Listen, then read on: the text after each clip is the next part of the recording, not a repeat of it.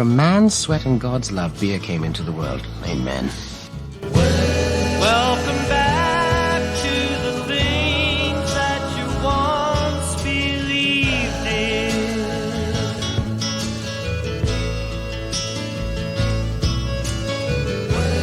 Welcome back to what you knew was right from the start. Welcome back to the Go to Hell podcast. Strong opinions weekly held about Christianity, church, and beer. Thank you for joining us for episode 3 of our series, To Be or Not to Be. Here are your hosts, Tim Curley and Colton Pierce. Okay, next question. What do two people, and again, this is why it has to do with the love question. Again, all these kind of like lead one after the other. You'll see how they kind of domino into each other. But what must two people have in common to connect? That's a bullshit question. I don't like that question. It's too vague. Well, what must they have? What? To love? Oh yeah, like what is the meaning of life isn't vague at all. No. It says two people. What two people? All two people. What must all two people have in common in order to connect? Do they have to have a common goal? Chromosomes. I don't know. Chromosomes? No, like okay, like let's ask you more questions here. I don't like this question. I don't find this existential at all. Tim's feeling this is too much. Okay, let's go to okay. Do you have an answer for Why it? can't the United States and Russia get along? That's a good question. What must the two of them have in common in order to connect? It's not it's not a thing of commonness. Oh, is it not? No, it's tribalism. So how do we get rid of tribalism? We get rid of tribalism in this case by coming up with infinite fusion energy that makes oil not a thing. You think that that's the only reason why the United States and Russia have conflict? No, it's bigger than that. Right. Okay. So then what must they have in common in order to connect?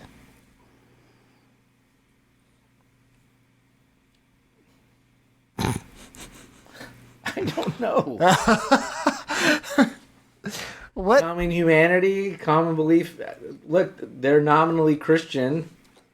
Listen, you say, okay, so they're okay, right.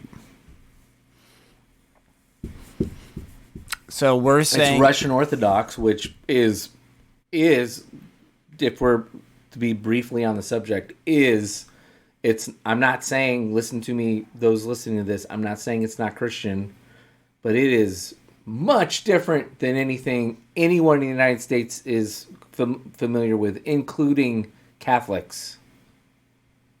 There's a lot that's different. Sure. Not on let's say the 2 or 3 fundamentals, but everything else, it's very different. So is there something that they need to be able to understand in order to be able to connect with one another? You're getting me in trouble because I don't really think they're the problem. We're the problem because we want to be white saviors to the world. You don't think that Russia invading the Ukraine is a problem? I do think it's a problem, but I think it's a problem we've largely created. You're getting me into politics. It's going to get me into trouble with the 14 people that listen to this podcast. I think that when it comes to this particular instance with the United States and with Russia, is that in order to connect, both sides need to recognize that lives have value. I think what's very difficult and what's very easy for a lot of people in high, powerful positions that are able to drop bombs on cities. And also, again, let me reiterate, if those of you that are thinking that I'm just talking about Russia in this circumstance because I brought up Ukraine, you're absolutely wrong.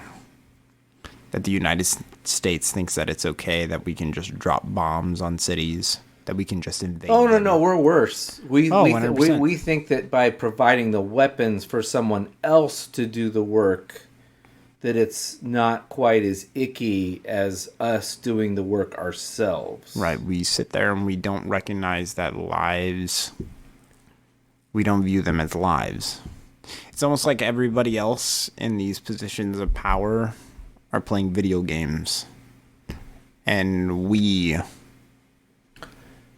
Oh boy, you're opening up a can of worms. I'm glad you did. I still say the question's bullshit because I was thinking at a micro level, and so once you actually started going on the Russia thing, I started thinking about mere Christianity and how what Lewis talks about commonalities between groups. And he's basically talking about how tribalism can be a problem, but sometimes we complain when we're an outsider out of our group. We complain about it and say, "Oh, it's cliquish," and it's not cliquish. It's just a group of people who have common interests, whether it be, to his example, cigars and some kind of alcohol, or I think he says a knitting club with the ladies. Yes, he does talk about the knitting Because club. remember, he's writing this in the 50s or 60s. He's talking about the and it's knitting club with the London, ladies, and he's talking about the boys at the bar with the Right. scars. So, Yes, yeah. So I was thinking that's why it was. I thought it was too vague, but this is good. So, yes, look, this goes back to our American. This is a little bit of a side. It's not a sidebar. We've dealt with what does it mean to be an American Christian? Are you a Christian American or American Christian first, or are you just a Christian and the American part, even better, doesn't play into it? Which is our second most listened to podcast, by the way, was... Good, it should be. And I hope someone hears what I'm about to say. Look, I have spent my entire life, I wouldn't call myself a warmonger as a leftist would, but I have been for a strenuous defense of the United States. I have believed in a world order of sorts. I have, up until, probably around 2006, maybe 2008, and it didn't have anything to do with Obama becoming president. He's a Democrat, and I nominally vote for a Republican. It was just... Again, as I've said ad nauseum on this podcast, rethinking my worldview and saying to myself, I think you look at the world more as an American as a Christian, and that's not how to look at it. And say all that to say, we as Americans view, if you don't agree with this, please, and you're listening to this, please send in a comment and send in a comment, a question, pushback. If you are one of our friends who listens to this, bring it up in person. I'm about to say something very controversial and it even makes myself feel uncomfortable and hypocritical. We value freedom over human life, and that is not a Christian value. I don't think that should be anybody's value. Well, let's just speak for ourselves. But you're correct. But it is a particularly Christian Western value. And I would say in the 21st century, our view of, kind of to get back to what I started the podcast on my rant, our view of freedom is warped anyway. It's our ability to say what the hell we want to say. That's not really freedom. It's bigger than that. It's property rights and other things. But putting that aside, and I'm going to put aside the self-defense thing. I am. I'm gonna try to be fair and not put everything off the table. Right. And if you're listening to this and you serve in the military and you believe in this, I don't want to make you feel guilty. Serve out your time, whatever.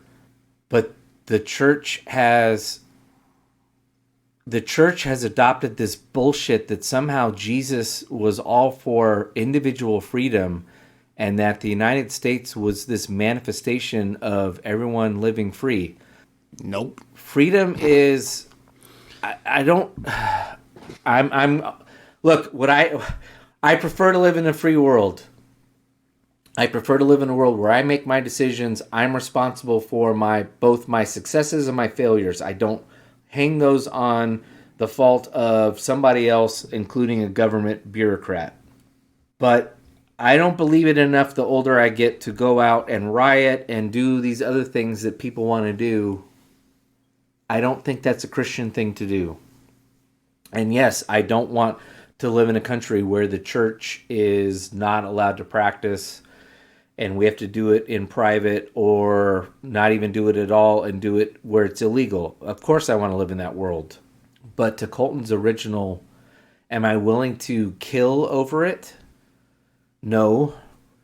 And I'm certainly not willing to engage in the dogs of war in a country that I'm not really sure is free, which is Ukraine. I mean, we keep wanting to make it sound like this is... It's funny. This is a rehash of 2012, 2010, where the left is mocking the right for trying to create Jeffersonian democracy in Iraq, which we were trying to do, which was utterly crazy. And yet we've flipped sides, and now the left is trying to sell everyone that Ukraine's this Jeffersonian democracy that we've got to defend from the big bad Ruski. Both are warped.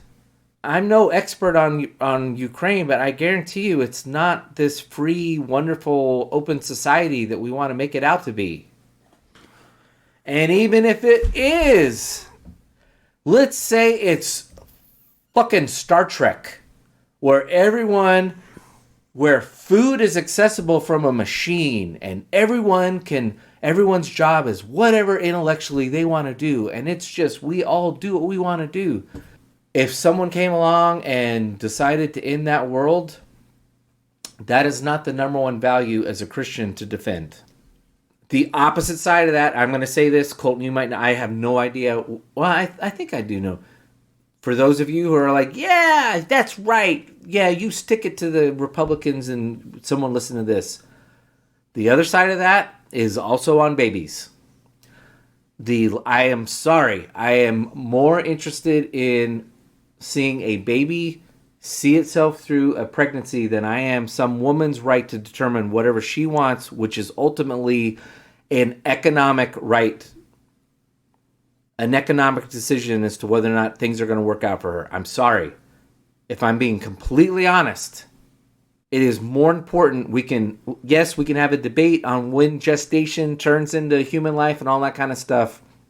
But ultimately, at the end of the day, this has always been my point of, I'm not sure when life happens, but I am going to make a mistake on the side of life. Yes, I'm sorry, as a Christian, over the rights of you as a female to make a choice over your body and what is good for you economically.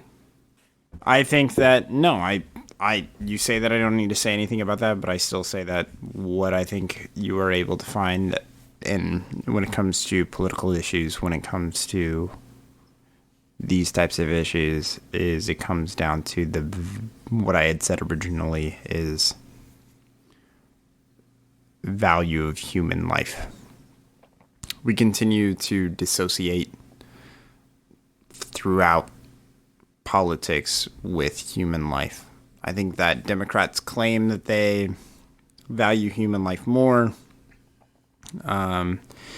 based off of their policies, or they are a bit more humanitarian than Republicans, I will admit, from what I have seen. And again, also, what's always hard is, when we talk about Democrat versus Republican, I can't be a social science major because I switched, but I took enough classes to be a social science major. I think that just when we're talking about sociology, it's like it comes down to the value of human life. That's why when we just talked about, when you said that you we're talking about the abortion situation.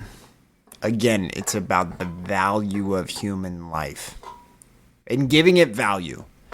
So many times in all of these situations, we sit there and we believe that we are removed and that freedom costs lives. That doesn't make any sense in the grand scheme of things. Why must we expend other people's lives in order enough to protect what we feel like we need to protect? Not for like good reasons ever. Well, and listen, just so we're clear, right now we have the Ukraine situation. And that's a huge issue. Yes, do not get me wrong. What Vladimir Putin is doing in Ukraine is not right. It's not okay. You should not be able to go into a country and just start bombing and killing people just because you feel like you want that territory or because you feel like it's yours. But that is something that I cannot impose on other people, and so therefore the people that I have in my surroundings, I can only tell them, hey, regardless of this, we still need to value human lives, and every single person needs to value human lives. No matter how worthless their life may be in your eyes, they still have value. This is a question that I ask my students on a regular basis, especially when we talk about something like the death penalty. Is I ask students, how do you feel about the death penalty? And kids will split the room. They'll walk to either side on how they feel about death penalty. They'll either go right or they'll go left. I usually have them get up and move around. I'll ask for their feedback. Perfect. And then I ask a trap question after that. And I say that it's a trap question, but it's actually the same question phrased differently. Is I ask, when does a human life reach zero value? Or I ask them, is there a point in a human's life where it will reach zero value? And what's crazy is that nobody will ever say that it ever reaches zero. All of my students will walk to the other side of the room and they'll say, nope, it never ever reaches zero. And I say, gotcha. Right. Because what you are saying is that person's life no longer has value when you assign the death penalty. Or when you end a person's life, you say that it no longer has value.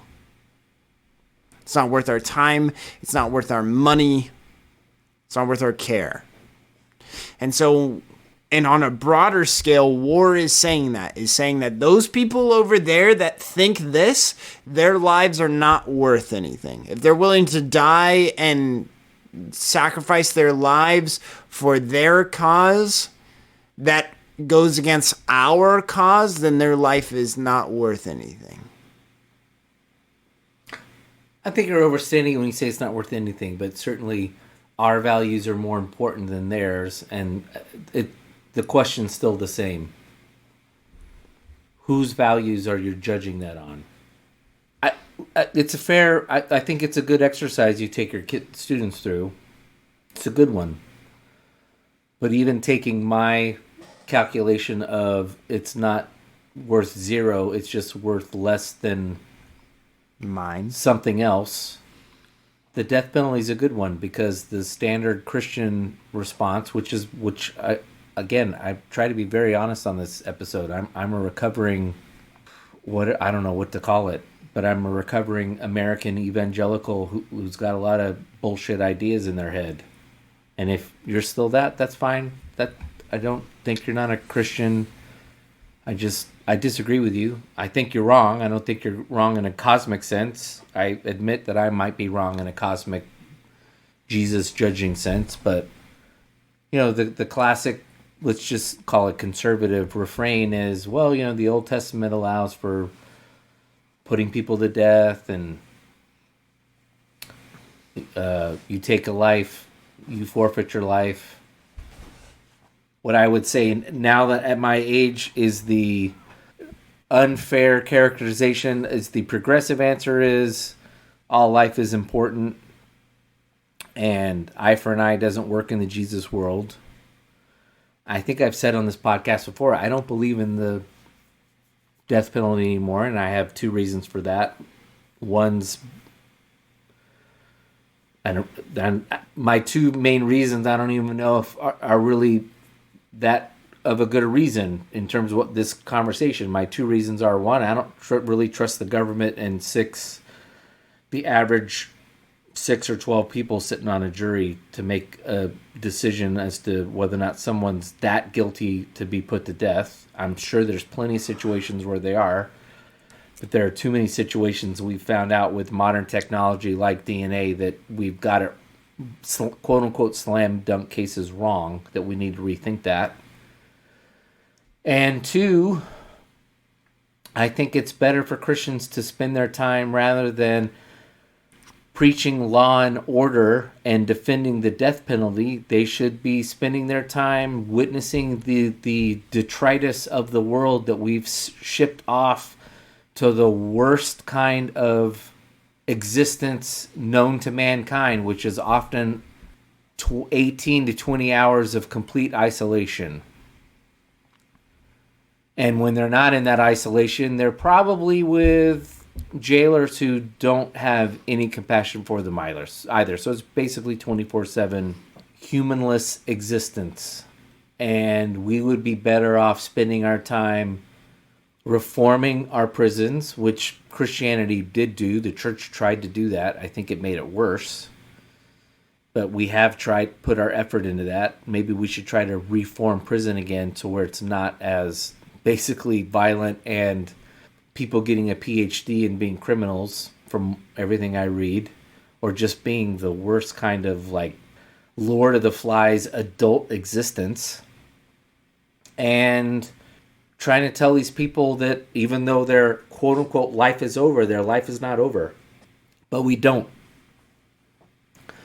We'd rather have culture wars on why the death penalty is imperative to living. So I don't want to live in that world anymore. I would rather live on the side of all life is meaningful, including, the Jeffrey Dahmers. And as we talked about, yes, ultimately the Hitlers. We have to live in that mindset. Yeah. Again, it doesn't make, and what we talked about before is, it doesn't make what they did, giving them life and the opportunity to live is not accepting and approving of what they did. We need to walk away from that mentality. That's a terrible idea that we have adopted. Is that we continue to think that, and what's crazy is that we think that millions of deaths, like in the Hitler situation, can be resolved with one death. Yeah, exactly. Right? Like we sit there and say, we need putting Mengele to death because we need justice and retribution. And so if we kill Hitler, well then... that's a great point. If that person is every bit as to who you think that they are, they don't live by the worldview you live by. So they don't ultimately give a shit that you're putting them to death. Hitler killed himself. That's how much he didn't give a shit about your policies. Well, because you can sit there and say he took a coward's way out. No. He lived in the world of might means right, and he knew that his might was being overrun by Russian soldiers. Let's be honest, it was Russians, not British or Americans, and he didn't want to face the eye for an eye that was going to come to him. He died. He knew exactly the world he was living in. I want to say this too. Look, we do live in a world of nuance. And we had a whole debate on self-defense, and I think there's value to that. It's one thing to have someone break into your house and you react. I will say it's hard to be someone's breaking into your house and you've got 2 kids in the house and your wife, and there's a crazy guy on whatever, and you'd be like, oh, no, what would Jesus do? He would love this guy. We're going to defend ourselves, right? Well, let's take that at a macro level. I get that. If we're the United States and we're being attacked, I get that visceral response much more. But we have stuck our noses in a lot of things where, yes, our interests at some level are involved. But we talk ourselves into getting things where if we're really being honest, it's a lot of nuance to say, oh, we've got to stick our nose into this. We've got to stick our nose into that. So, all right. I think we've killed that. All right. Question 15. Which means that this is only like our fourth question of the night. This is going to be like a six episode. Does absolute power corrupt absolutely? Ooh, that's a good one because that comes from the Lord Acton, commonly comes from the Lord Acton phrase, and a lot of people who are Lord Acton fans say that's not what Lord Acton meant, and I've gone back and read what Lord Acton said and what he meant, and no, actually, you can say that that's not what he meant, but that's really what he meant. I have a response to this, but I mean... Well, you go with yours first. I think the easy answer is no. And the reason why I say that that's the easy answer is because I believe that God has absolute power, and therefore I believe that he cannot be corrupted. I was thinking that from a purely anthropological... Yes, I'm ready for that too. And so, yes, I do think that... So in that concept, no. So if you think that God is corruptible, no.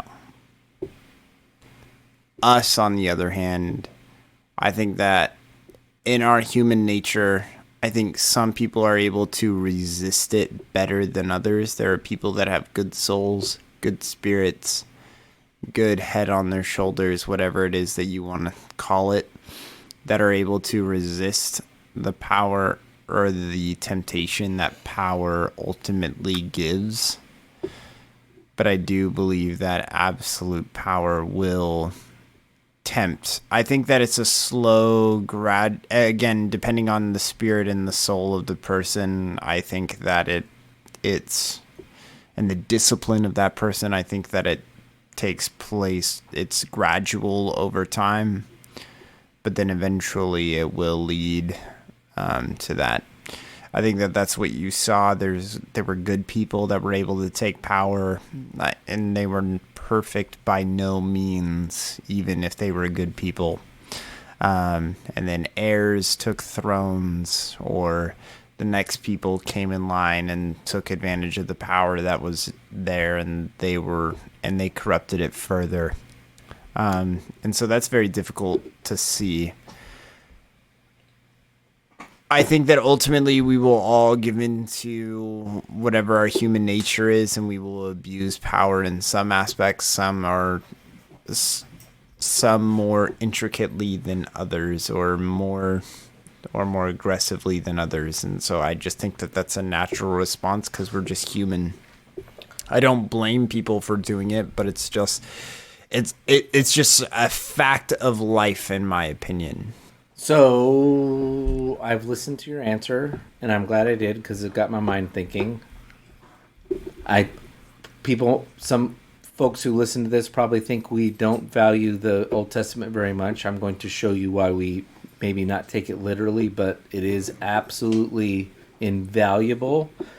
I'm going to say the axiom is true, and we can see that from the Old Testament because what happens in the Old Testament, God gives the Israelites judges, which is essentially dispersed power.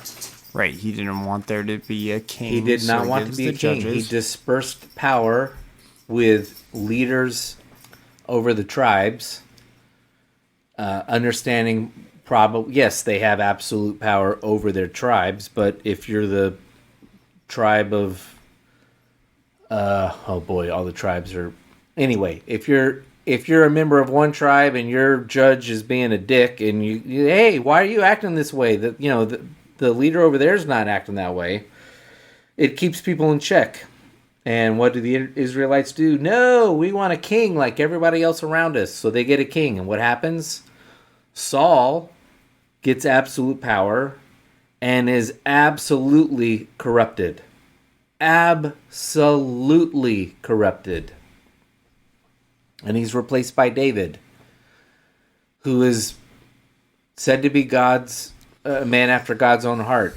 And even David, He's not absolutely corrupted. In fact, this is why I think he's mentioned. He's not a man after God's own heart because of the great things he does. It's because he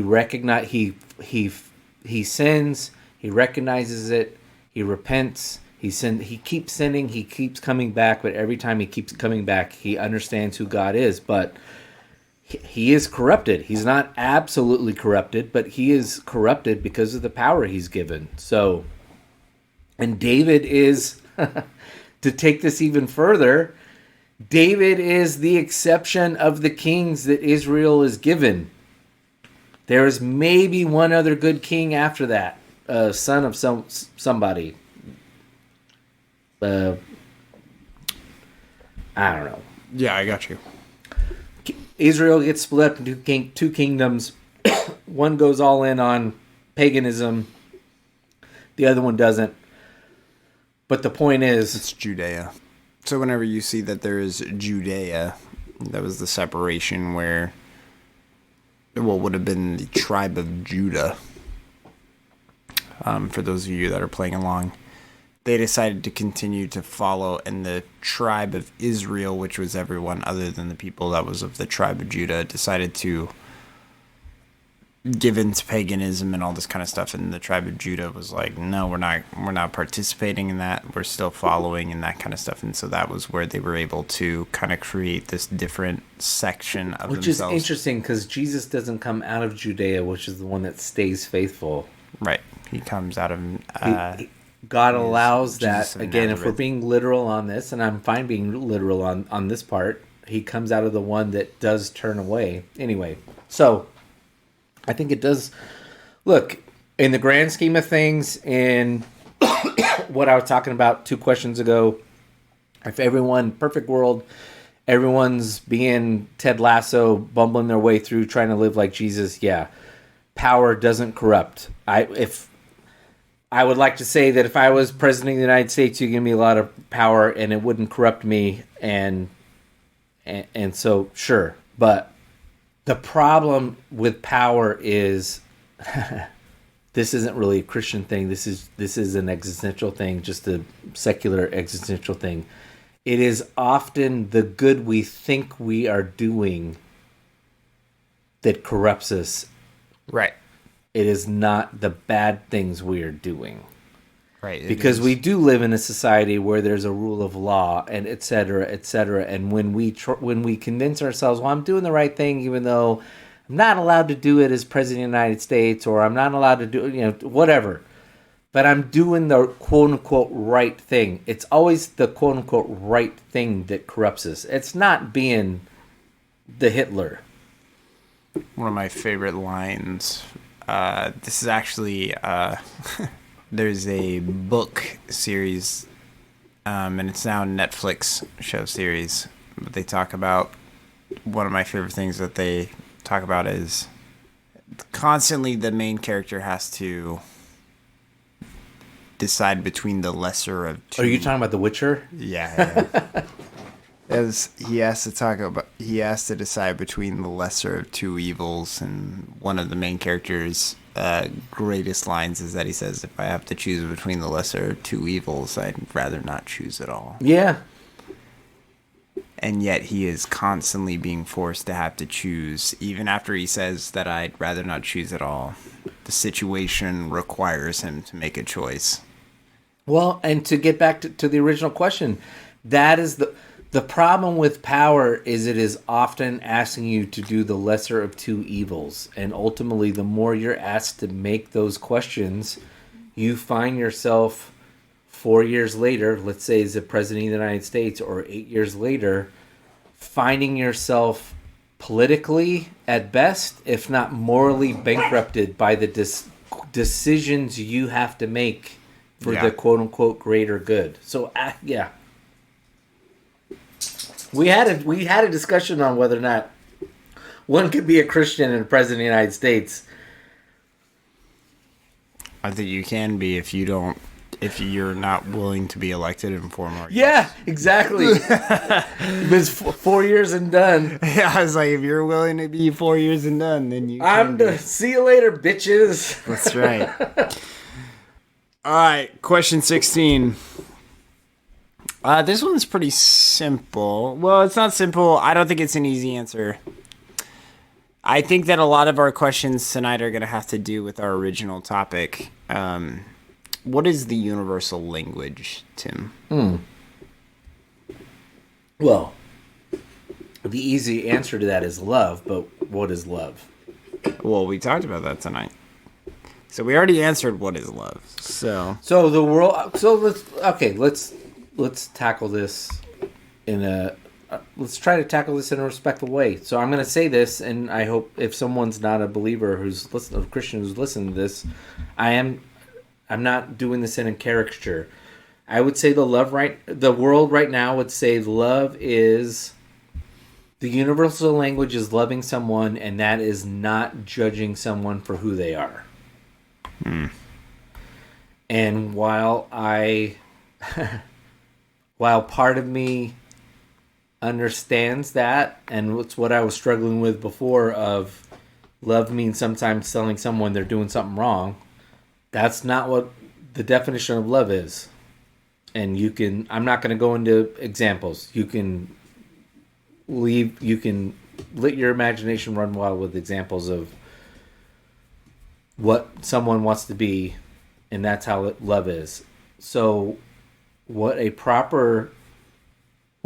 stick on that. So, rather than just be mealy-mouthed about it. So if you're someone of the world, that means if I am homosexual, so 1990s, or trans, or whatever the other many things it is, and again, don't take that as me just being, I can't keep up. I'm not trying to dismiss it. nope, you're not. Don't worry.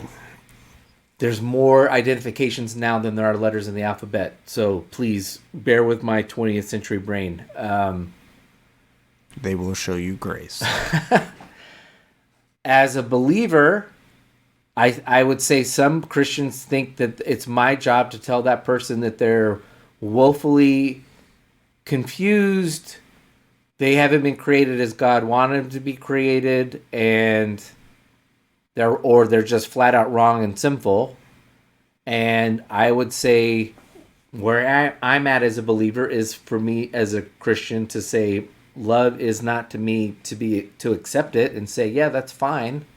It's for me to hopefully convince that person, I don't get where you're at. It doesn't make sense to me. I'm not even sure that it's morally correct in God's view.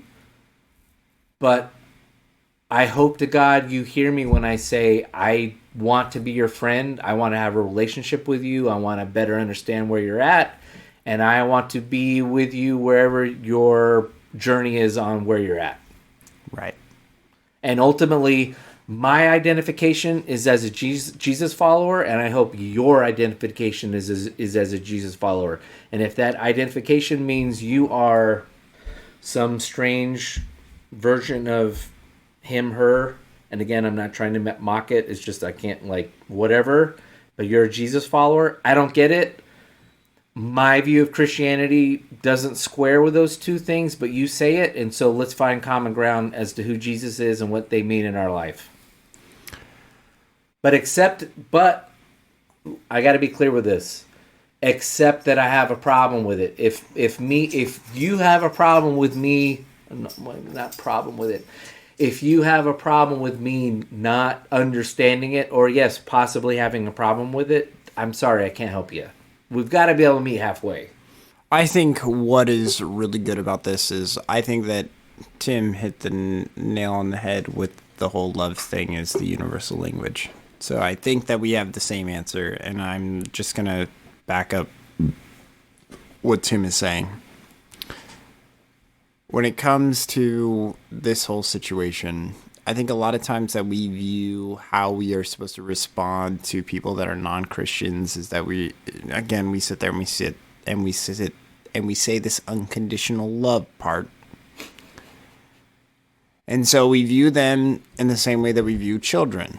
So we sit there and say, yes, I love them, right? You think of your child. And I mean, I've never had children, but yet I still am able to sit there and say with what other people have experienced, and they sit there and say with their 5. You have an idea of what it is to be a parent. Sure.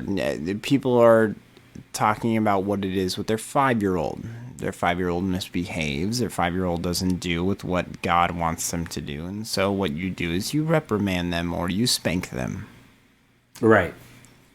That is how Christianity has chosen to react to lots of people of a variety of different viewpoints and such.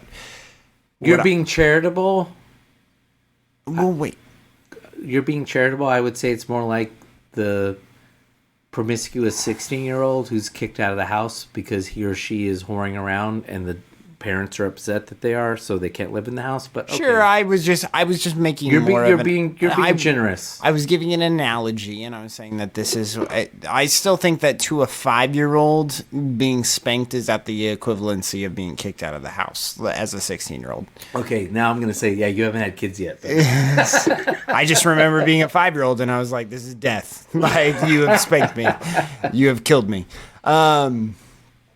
But actually, what I would prefer that, and I mean, like, for some people, this is a stretch because they're like, what do you mean? Like, and so maybe it's not that accessible for a lot of people, but actually how you should view other people of other beliefs and sinful acquaintances, whatever it may be, is you should view them as your child, yes. In the fact that you unconditionally love your child, if you unconditionally love your child, that's important also as well. But as a full-grown adult. As the prodigal son. As a prodigal son. You don't sit there, you don't spank, you don't reprimand. And even for me, like as a teacher, right, I have students that, and this may not be relatable to some of you, you guys are like, that doesn't make any sense. But this is something that I choose to do every single time. And again, this may be something that's super bizarre to all of you. But this is something that's extremely important in my classroom that I make a note of every single time. Is I have heard over and over again from teachers about how irritating it is for students to show up late to their class. They are so frustrated. They hate students showing up late to their class. They get angry. They say that these kids should be given detention or whatever. I have an answer for that, but... Anytime a student shows up late to my class, I turn to them, I make strong eye contact, and I say, "Hey." And I call them by their name, and I say, "I'm glad you're here." I don't mark them tardy in my book, and I could probably get fired for this no matter how late they are. Just so we're clear, tardies are a bullshit, like, schools only care about whether or not they're here or they're absent. That's what they care about. The tardy thing is actually for disciplinary issues. But when a kid walks into my classroom and they walk in late, all that I care about is the fact that they're there. And so my argument is that we should be that way when it comes to our faith. Is if somebody walks into our church and they have whatever it is, they know that they're fucking late. They know the problems. But we need to celebrate and be happy over the fact that they're there. It's not sarcastic. I speak fluent sarcasm. But I guarantee you that when I look into their eyes and I sit there and say, "Hey, I'm glad you made it," I say it with the most intention that I could ever give anything that I ever give to my students. No matter how frustrated I am over the fact that they just missed the entire fucking lesson and I gotta walk over there and I gotta give them the whole damn spiel over again. But in all legitimacy, I'm just glad that they're there. Because somebody's got to be happy that they're fucking there. Yeah. And so if we're over here not giving two shits and we're saying like blah, blah, blah, blah, blah, I don't care. Because tough love, that's no good. In my opinion. Okay, a couple things. Tim wrote on a sticky note. I did. I wrote a couple things, and I didn't write the third one. I just thought of another one. So this will probably be... Well, you can respond to what I have to say, but this will be the end of it. Because we're deep in. One, the teachers who don't like kids being late, that's because they were good students when they were kids, and so they expect... Why can't you be and then in they on became time? teachers who expect everyone else to be good students just because, you're the weirdo. So... They are the weirdos. Two... Fucking nerd. Which is why we should have more teachers who actually weren't good students. I've had this conversation with multiple teachers. The world would be better with teachers who weren't actually good students because they do have a little more understanding. Anyway, to this whole meeting people where they're at, love is calling people out for some sin. It's funny, the people who are most adamant about, it's love to call someone out because they're fornicating or whatever. These are the same people who really, not always, but if we're going to do a Venn diagram, if you don't know what a Venn diagram is, Google it. If we're going to do a Venn diagram, I would say the Venn diagram of the people who believe that and believe in the power of the Holy Spirit are pretty much the same circle. If you really believe that, then leave it to the Holy Spirit to tell this person, maybe it's time not to think of yourself as non-binary, if that's your thing. But you're not going to be the one that makes them go, oh yeah, you know what, right, I've been confused this whole time, and yes, thank you, Patty, for pointing it out. Right. That's item 2. Item 3. You brought up basically creating a classroom to meet people where they're at. I'm glad you brought this up because I was going to bring it up as a hot topic. Let's end this. Let's actually end the episode as a hot topic that rolls into this. There's this new movie that's out, The Jesus Revolution. I have not seen it. My mom has seen it because she lived it. Well, I mean, she wasn't actually a Jesus freak, but she was alive when it happened. If you haven't seen it, I haven't seen it yet. I want to see it. I suggest everyone see the movie. Yes, I know if you're probably listening to this, oh my goodness, Christian movies are the worst. They're cheesy. They're awful.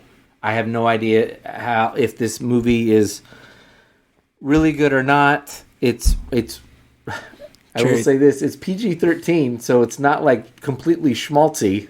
I don't know if there's language in it or what. If you are unaware of the story is about the Jesus Freak movement.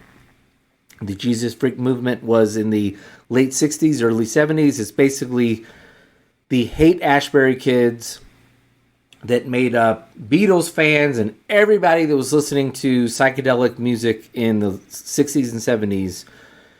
This was a generation of kids who were, for whatever reason, disillusioned by their parents who came home from World War II and the Korean War. I think a lot of that was fathers dealing with a lot of shit that they saw, did not know how to communicate it. And methamphetamine. Mom was drugged up, as the Rolling Stones talked about, and dad just clammed up and didn't talk about anything and medicated himself at work through a lot of alcohol. So that's a grand cliche, but I think it's true. People did not know how to deal with the horrors of not just World War II, but also just the shit that it took to live through the Depression. Sure. Family separated. Yeah. Just out of nowhere, because mom and dad can't take care of 4 kids, so we're going to send 2 kids off to live with. Yeah.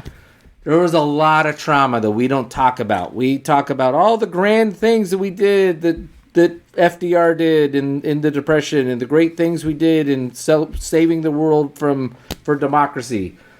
That took a lot of back-to-back World War champs, motherfucker. And then we throw in the Korean War, which no one wants to talk about. Anyway, these kids were disillusioned at their worst. That's spring training. Yeah. Those don't count. At their worst, we see them rioting in Chicago. We see them rioting in in cities. Are you freaking the band Chicago? Like, no, wait. I'm talking about the Democratic. No, I fucked that up. Who am I talking about? Who sings "There's Blood on the Streets" in the streets of Chicago? Is it Dylan? No, it's a band. Blood on the streets of... Hold on. Anyway. No, don't. No. You effort that. I'll keep talking. Okay. It's a Los Angeles band. Oh, like modern band? No. The Doors? Yes! Okay, yeah, okay. Yeah, The Doors. It is The Doors. Yeah, there's only one. It's funny. Of all of the 60s and 70s, there's only one LA band. It's The Doors.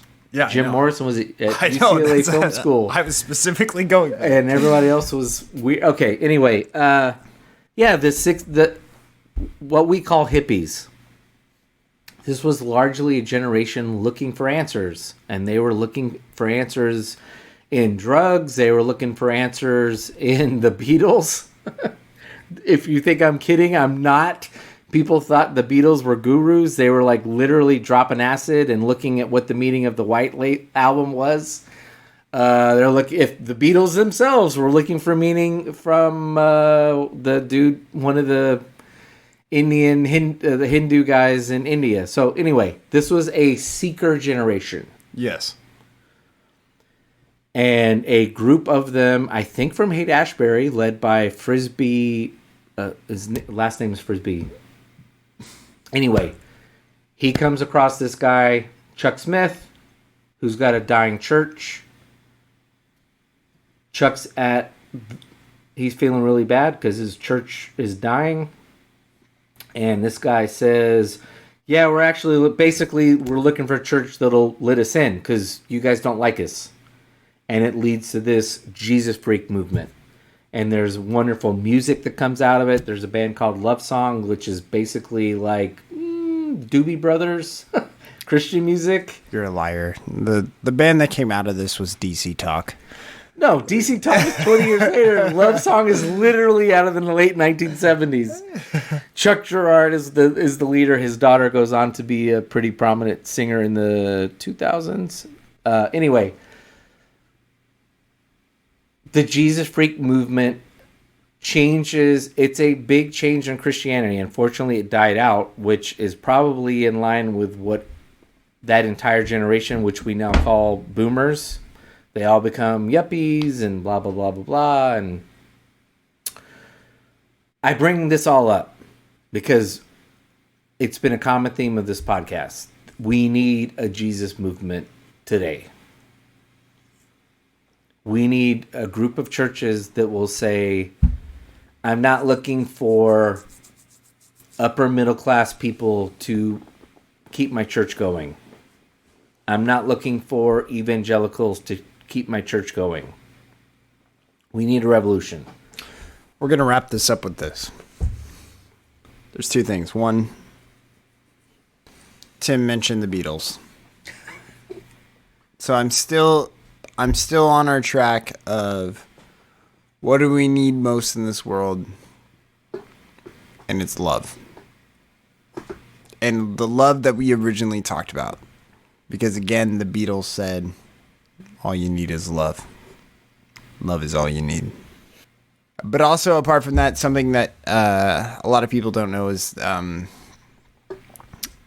so in the early 1900s, psychology was really taking off and people were able to give experiments on lots of different things. They would just forfeit their children over. They would just do whatever it is that they said. And there's a lot of tests that were able to be ran that would not fly today. Yeah. There was a test that ran on infants. And they asked all of their caregivers to provide for the children. They said that they needed to give them every single thing that they possibly ever needed as far as physical demands, but yet they gave them no love. Yeah. They gave them no love is the best way that I can describe it. Every single baby that went through that process died. Yeah. We see this with old people. Yeah, you do see this with old people. If you have a loved one and they say, "Yeah, I'm done," they could be perfectly healthy. I'm telling you, they'll probably die within a year. Yeah, and the human mind and the need for human touch, and they need human interaction, human purpose. Mm-hmm. It's human 5 or 6 different things, and when it comes to either a baby or, I mean, this is why. It is not an excuse to look back at someone who's a sociopath and say, "Oh, that's why there's." It's not an excuse to say, "Yeah, they had shitty parents who didn't love them." It's to understand, yeah, this is what happens when we have parents who don't love someone. Right. They might die, or they might turn into the next sociopath. That's right. And so, with that, recognizing that love is an important part of who we are. And so that we need to love other people. And this is actually where we're going to go full circle back to Ted Lasso bit. To where Ted Lasso admits in the second season that he never wants anybody to feel like they weren't valued or they weren't loved. And that's what's going to make this third season that we're going to be watching that much more important, is because Nate did not feel valued or loved no matter how much no matter how much Tim gave it to Nate. Nate was a douchebag Indian that I just did, or Packy that I didn't like. So no matter how much Ted gave it to him. And so, like, that's a huge element that I'm excited to see develop over time, is hopefully we get to see a really good redemption arc for Nate. Where again, Ted's love will be able to consume that whole situation. And hopefully it conquers all in that. So, again, where it's this idea of I'm going to love you no matter what. No matter what. And love is the most important thing. My mind's running wild. Because he said on more than one occasion, it's been a bit of a trope on the show where people who don't believe him, and he keeps saying, I mean, I keep telling you until you believe me that I don't care about wins and losses. I care about people That's right. being their best, people feeling like they're loved, all that. And so I could see the show ending where we think it's going to be his team winning the championship, but it's actually Nate's, because Nate becomes the loving, mentoring coach instead of what looks like he's going to be, which is this very dark, analytical coach who's just all about regiment and plays and this, that, and the other. And that halfway through the season, he comes to believe, oh, I now know what Ted's talking about. And we see Ted's team doesn't actually win, which is what we're programmed to see. Right. But Nate's team wins, which is I don't remember what team he's coaching. He's for West Ham. They're never going to win. West Ham. The Hammers are never going to win, and dude. Ted's going to say, I won.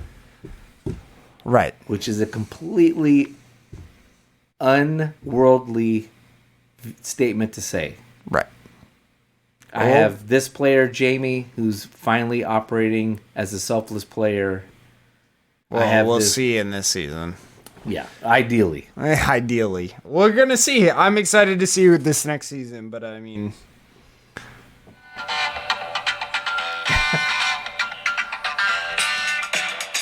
You don't know this song, Tim? I know the song. Okay.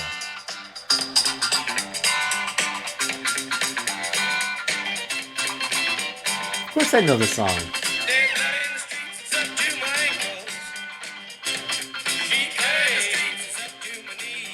It's not their best one. Regard town of Chicago.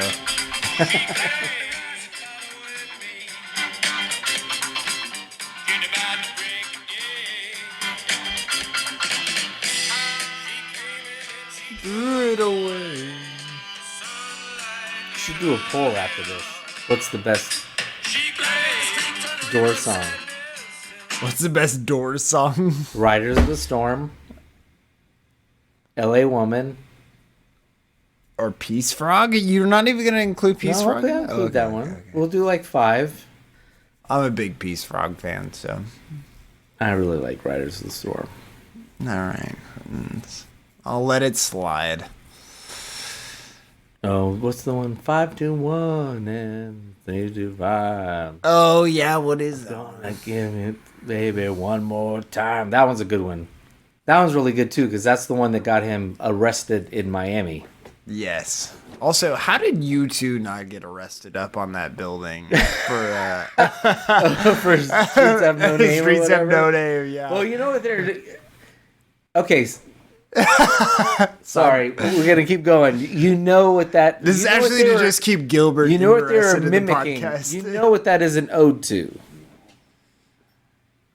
That is a specific ode to a band. Top of a rooftop. Not giving 2 flying fucks about it. No, I don't know.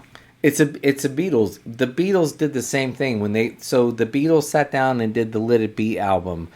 They were going to do the Let It Be album if this is on. There's actually a really good Peter Jackson documentary. I think it's 4 episodes. I hadn't watched that. But it's like 9 hours. But it's very much worth watching. I watched bits and pieces, okay, but I didn't see the whole thing, so. The Beatles have gone through their schism. Sure.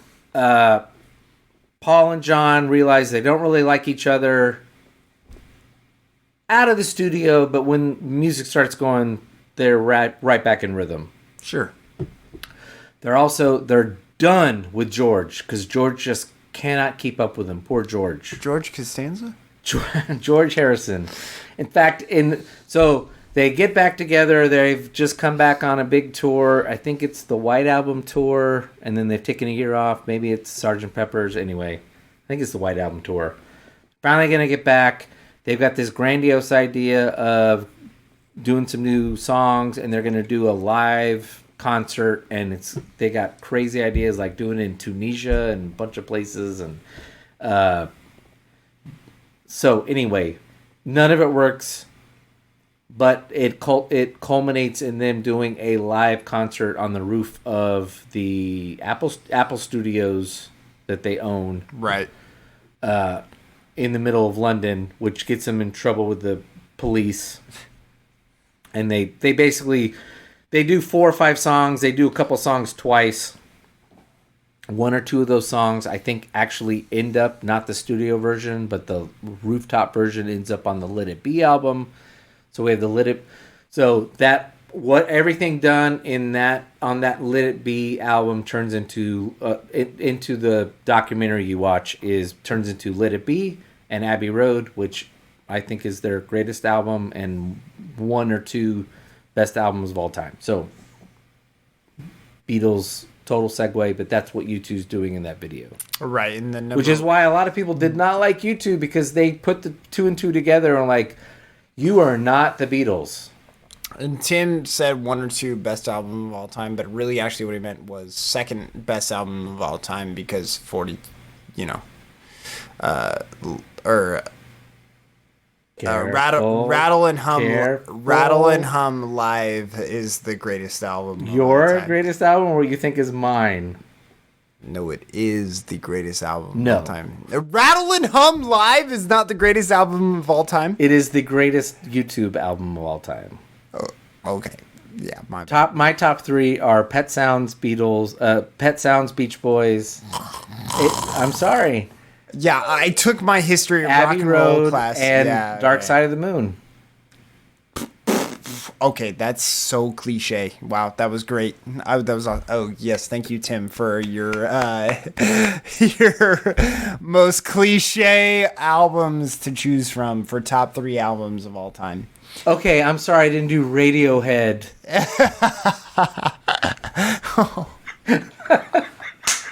There's so many things that I wish that I could say.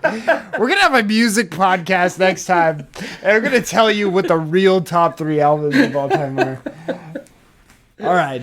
Cliches are a thing because they're real. Oh yeah, that's exactly what it is. All right, thank you. If you think that, go to fucking hell.